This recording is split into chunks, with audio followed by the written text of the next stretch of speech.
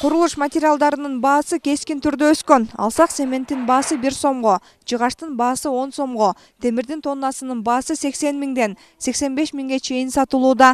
Мындан улам курулуп жаткан үйлөрдүн көпчүлүгүнүн курулуш иштери токтоп калгандыктан базарларда соода азайган.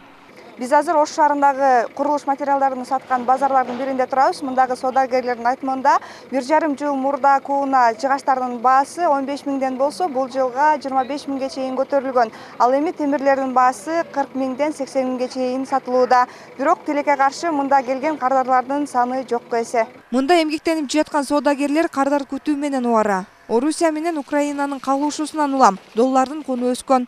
Ага ылайык курулуш материалдардын баалары 2 эсе жогорулаганын соодагерлер билдиришет.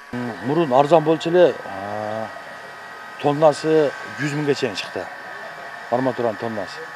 Азыр эми 80 миңге түшүп калып турат тоннасы. Азыр сатып алуу кардарлар жок бирок. Быйыл өтө ошондой болууда. Жылда бул малда жакшы болчу эле соода. Быйыл кардар жок. Көрүп атасыздар өздөрүңүздөр. Бары жок кымбат болуп атат азыр.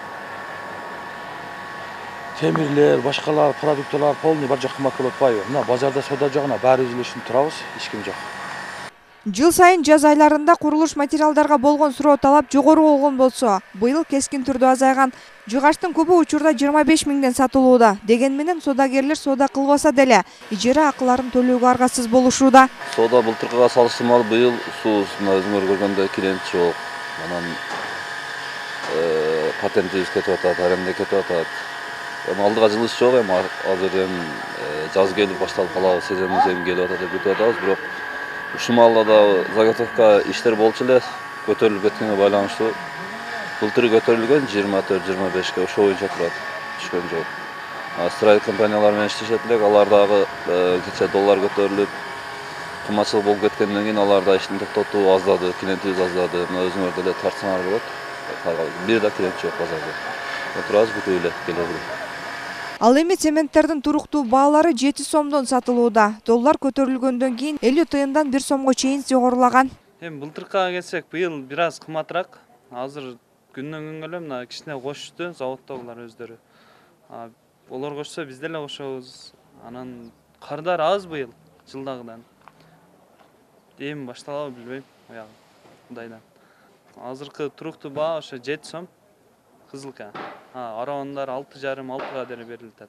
Долларга байланган базар баалары жарандарды тынчсыздандырууда. Анткени доллардын куну 82ге түшсө деле, базар баалары өзгөрүүсүз болгонуна нааразы болушууда. Баары жок кымбатчылык болууда. Доллар өстү деп эле баары жокту көтөрүп беришти. Доллар пасайып атат. Доллар пасайганга олордун тегеле пасайып атат го. Продуктаны деле, мына строй материал деле көтөрүлүп, мына арматуралар баардыгы үй салып, текеден ошо неме кылабыз деп турушат, бирок мына кымбатчылыктан баардыгы токтоп турушат. Жок, канааттанып отура турган баа болбой атат азыр. Резко эле баардык нерсе көтөрүлүп. Көп адамдар азыр жумуш жасап турат, строй материалдар кымбаттап кеткен. Азыр көп нерселер кымбат болот.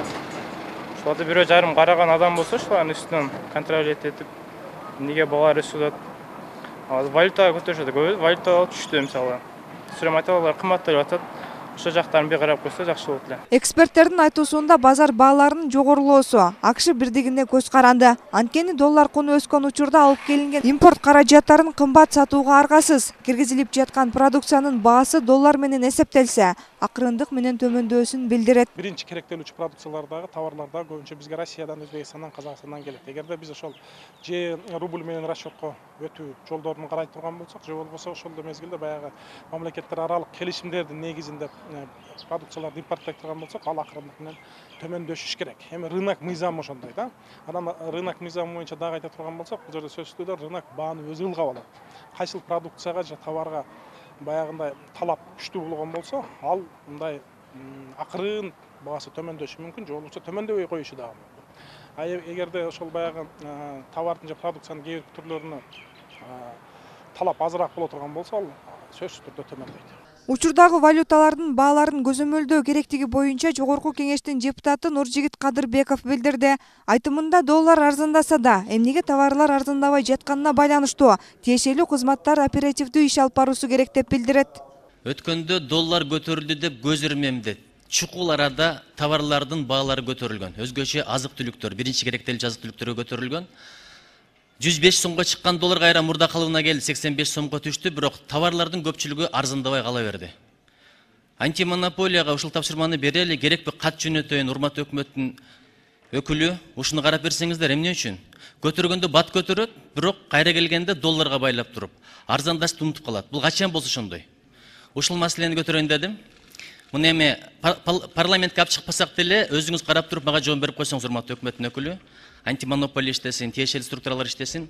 Жарандар өкмөт курулуш материалдарынын бааларын элдин күчү жеткидей өлчөмгө түшүрүп берүүгө кудурети жетерин жана баа саясатын монополияга каршы күрөшүү жана атаңдаштыкты өнүктүрүү агенттиги көзөмөлдөп, бир калыпка түшүрүүгө аракеттенүүсүнө үмүт артышат. Зарина Рахманбердиева, Бексултан Абиев, Ынтымак, Ош шаары.